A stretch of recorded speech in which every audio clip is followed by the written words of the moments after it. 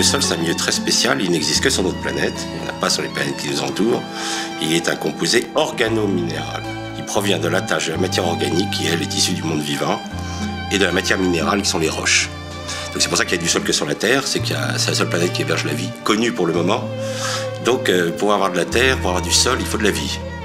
Donc le sol est issu de cette fusion argile-humus. Le mot humus a donné le mot humanité, le mot humilité. Donc les plantes vivent, meurent, font tomber des feuilles, des branches, etc. Cette litière va être transformée par des animaux, qui est la faune épigée, qui va les manger, qui va faire des crottes. Ces crottes seront attaquées par des microbes, en partie des champignons qui vont fabriquer de l'humus. Ça, c'est la base organique du sol. Et puis en profondeur, les racines, les microbes, les bactéries en particulier, attaquent la roche-mère et la transforment en argile. Vous avez des organismes qu'on appelle les vers de terre qui vont mélanger constamment l'humus de surface avec l'argile de profondeur pour former un complexe qu'on appelle le complexe argilo-humique de l'argile et de l'humus, dans lequel se trouvent toutes les réserves nutritionnelles pour la plante. Et c'est les microbes qui ensuite vont échanger, vont faire tous ces échanges nutritionnels entre les plantes et le sol. On se rend compte que si on n'a pas ça, eh ben en fait la plante ne peut pas vivre et tout. Mais ça c'est le champ qui nous l'a appris. On a vu de moins en moins de vers de terre, on a vu des sols qui se fermaient de plus en plus, qui étaient de plus en plus compactés. Pendant 500 000 ans, l'homme va cultiver la terre sans jamais la labourer, sans jamais rien y toucher, en la laissant tranquille. Et c'est parce qu'il est obligé de se sédentariser et de revenir tous les ans au même endroit qu'il va être obligé d'inventer la lutte contre la mauvaise herbe, qui est la chose la plus pénible qui existe au monde. C'est 140 heures de travail à l'hectare. En fait, un sol, il est obligé de se couvrir. On pouvait pas, le sol, il peut pas accepter d'être nu, parce que s'il est nu, il va s'éroder. Bon, la mauvaise herbe, en fait, on l'appelle comme ça parce que elle ne nourrit pas, on peut pas l'utiliser, mais par contre, elle est hyper importante sur le sol. Si vous avez un certain type de mauvaise herbe, eh ben c'est pas pour rien. Quand vous regardez la forêt, elle vit très bien sans que l'homme intervienne dedans, c'est d'arrêter le labour. Donc le principe, c'est au lieu d'avoir comme ce champ-là que vous voyez ici, qui a été mis à nu et qui donc aura besoin d'herbicides au printemps parce que les mauvaises herbes vont pousser, eh bien le principe aurait été, derrière, tout de suite après la moisson, on ne moissonne pas la paille, on la laisse debout, on sème une culture dans la paille directement. Cette plante va pousser pendant tout l'été, les derniers jours chauds qui nous restent dans l'année. Elle va consommer tout ce qui reste dans le sol. Donc elle va éviter la pollution des nappes. Et c'est dans cette plante, qui est une plante qu'on va choisir comme un gelant avec les froids d'hiver, comme ça on n'aura pas besoin de la détruire.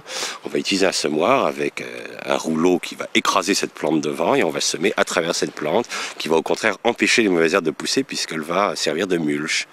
Et on va planter, semer directement dans ce qu'on appelle le semis direct sous couvert. Vous allez couper toutes ces branches-là, hein ? Et donc ce bois va être fragmenté en petits morceaux, à peu près de 8 cm, et c'est ça qui va être utilisé. Alors ce bois raméal fragmenté à l'heure actuelle, en fait il est vraiment, pour nous, on régénère complètement les sols. On a vu des choses spectaculaires, beaucoup plus que le compost, parce qu'en fait ça va être les précurseurs des champignons que nous n'avons plus. C'est eux qui vont faire les champignons. Le compost ne fait pas de champignons. Et sans champignons, en fait, on ne peut pas lancer. On ne relance pas la vie, ou c'est beaucoup plus long. Donc pour nous, le bois raméal fragmenté, c'est vraiment une bombe. C'est vraiment une bombe de vie pour un sol. Il n'y a plus qu'une haie à gauche, il y aurait une haie à droite. Vous voyez, on aurait déjà des deux côtés une source de bois raméal. On a subventionné l'arrachage de haies, mais massivement, et on est en train de subventionner la replantation des haies. On avait incriminé les pluies acides et maintenant on se rend compte que c'est ce qui sort du sol, le peu qu'on leur laisse, qui rend malade les forêts en fait. Vous confirmez? Les pesticides aussi, hein. Les pesticides, oui.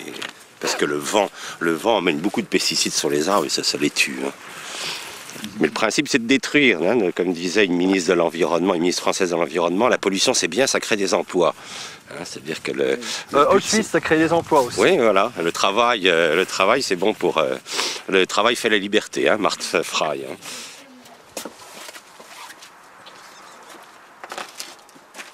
Avant, l'INRA était effectivement un institut national de recherche agronomique. Et en 1976, il a été transformé en l'équivalent de ce qu'on appelle les EPIC, c'est-à-dire un établissement public à caractère industriel et commercial. C'est-à-dire que pour trouver notre argent, pour faire notre recherche, il fallait qu'on passe des contrats avec des entreprises.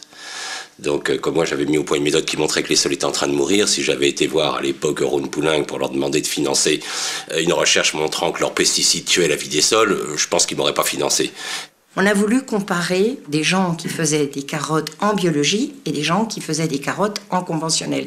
La seule chose qui a été identique, ça a été les nitrates. Donc les publications sont sorties, il n'y a pas de différence entre les carottes en biologie et les carottes en conventionnel parce qu'elles contiennent toutes des nitrates. Oui, alors que dans les carottes en bio, il y avait beaucoup plus de matière sèche, beaucoup plus de bêta-carotène, plus de sucre. C'est beaucoup plus nutritif, quoi. Et ça, l'INRA a refusé de publier ça. Elle n'a publié qu'un seul truc, il y a la même dose de nitrate en bio. Donc, vous voyez, l'agriculture bio, c'est de la connerie. C'était ça le résumé, quoi. C'est quelle année? Donc ça, c'était les années 85, 86, quelque chose comme ça. Je pense, ouais. Et ça, si vous voulez, c'est tellement anti-scientifique comme comportement que quand vous avez une honnêteté scientifique, vous pouvez pas rester dans un institut qui est menteur à ce point-là. Un médecin n'a pas le droit d'être pharmacien, il n'a pas le droit de vendre ses produits à lui. Tandis que dans l'agriculture, une coopérative a parfaitement le droit de vous faire les analyses. Et comme par hasard, il faut mettre de la potasse, que la coopérative vende, comme par hasard. Plus vous mettez d'engrais, plus les plantes sont malades, plus ils ont besoin de pesticides, et comme ils vendent aussi les pesticides, donc si vous voulez, le but de l'analyse de terre, c'est de faire vendre du produit à l'agriculteur. Ça n'a aucune objectivité scientifique. Donc en fait, c'est très très difficile de faire un retour en arrière, de revenir à l'agriculture. Les pots poussent sur des sols pauvres, le sec sur des sols légers, sableux, acides même, très pauvres aussi. Donc ça, c'est des plantes qui sont peu exigeantes, qui ne demandent pas d'engrais, donc il faut les éliminer parce qu'elles ne sont pas intéressantes. On a gardé au contraire le blé qui consomme le plus d'engrais, qui est le blé actuel, Triticum aestivum, qui lui consomme énormément d'engrais pour pousser. Mais pourquoi on fait du maïs? Parce qu'il consomme de l'irrigation. L'irrigation, ça fait tourner de l'argent, ça fait tourner l'industrie de l'irrigation, alors que vous avez le sorgho qui n'a pas besoin d'être irrigué. Mais il est très embêtant, lui, puisqu'il ne fait pas tourner la... Le sorgho, on pourrait le faire pousser ici? Mais bien entendu. Et ça serait très économique pour les paysans? Très économique pour les paysans, vous n'avez pas besoin d'irriguer. Et donc ça épargnerait les nappes phréatiques. Pour le bétail, ça irait très très bien. Et c'est excellent pour le bétail. C'est excellent pour le bétail. Et on a des sorgho riches en protéines, on a des sorgho qui permettent de répondre aux différents besoins de notre alimentation. Mais c'est pas rentable parce qu'on n'a pas besoin d'irriguer. Donc, hop, les sorgho ne sont pas subventionnés. Par contre, le maïs, il l'est. Donc, si vous voulez, toute la sélection, ce qu'il faut bien comprendre, c'est que toute l'agriculture, on ne choisit dans l'agriculture que ce qui fait tourner le business. Est-ce que vous déconseillez la baignoire aux citoyens Ouais, mais c'est ridicule, la consommation des citoyens est ridicule. L'agriculture consomme 70% de l'eau. Donc en fait, on se fout de notre gueule en disant fermez le robinet, hein, on nous prend pour des crétins en fait. Complètement, enfin, on prend les gens pour des crétins. 70%. Et l'industrie là-dedans, 20%. Ouais. Et nous le reste. On ne fait pas d'agriculture, nous faisons de l'agro-industrie, ce qui n'a rien à voir. D'ailleurs, on pratique du hors-sol, hors paysan et hors-sol. Bon, une fois, on m'a accusé, on m'a dit, vous n'avez pas le droit de dire ça parce que je disais que les sols étaient morts. Donc en fait, on ne va pas dire mort parce que mort, ça veut dire qu'on ne peut pas revivre. Et le sol, si on s'en occupe, si on fait le nécessaire petit à petit, c'est très très long, on peut peut-être ramener à la vie. Donc on va dire que les sols sont agonisants. Qu'est-ce que c'est? Des insectes ou des araignées? C'est un groupe très spécial qui s'appelle le groupe des Collandres. Depuis quand est-ce qu'on les connaît? C'est connu depuis la fin du 19e, mais on commence à comprendre vraiment leur intérêt depuis une vingtaine d'années. C'est pas coloré, hein. Ils sont comme ça. Ah oui, ça c'est leur couleur naturelle. Poils, là, regardez. Regardez vous avez les pattes. vu la longueur On des ne sait pattes. pas à quoi ça sert, hein, dans le sol. Vous avez vu la longueur dans le sol?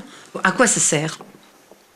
Quand on a compris les mécanismes de fonctionnement du sol, quand Liebig a montré que les plantes se nourrissaient du travail des microbes, on croyait à une époque que se nourrissaient du muscle, puis on sait que non, se nourrissent d'éléments fabriqués par les microbes. Tout de suite, l'industrie s'est dit, il y a de l'argent à faire. Nous allons, nous, fabriquer ces éléments chimiques à la place des microbes, et on va vendre ça aux paysans, on va faire du pognon, alors que les microbes travaillent gratuitement. Puis ils ne sont pas brevetables, parce qu'il y en a des millions, on ne les connaît pas, on connaît à peu près 5% des organismes vivants du sol, donc il n'y a pas d'argent à faire dans un milieu inconnu. Évidemment, comme ils ne peuvent pas faire tous les éléments que font les microbes, ils fabriquent N, P, K, azote, phosphore, potasse.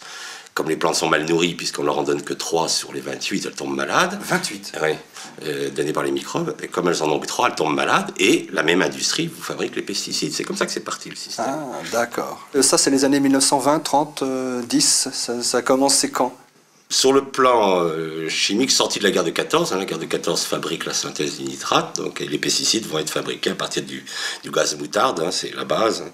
Un gaz de guerre. Gaz de guerre, c'est un gaz de guerre qui est à la base des insecticides, et c'est à partir de là, oui, qu'on va commencer. Mais au début, les paysans sont très réticents, ils ne veulent pas mettre de chimie dans leur sol, et puis surtout, ils ne veulent pas mettre de poison. Ça a été une opération de destruction du monde paysan sur la planète, qui est en train de s'achever. On détruit les derniers paysans, les Chinois et les Indiens. Et là, vous allez voir, ce sera l'immense famine. Une fois qu'on aura tué les derniers paysans du monde, oui, la planète va crever de faim, massivement. Mais les révolutions sont toujours tragiques, vous savez, toujours tragique, une révolution.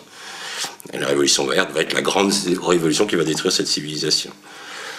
Et il a eu le prix Nobel, on remercie toujours, les gars qui inventent les bombes atomiques, etc., ils ont toujours le droit au prix Nobel.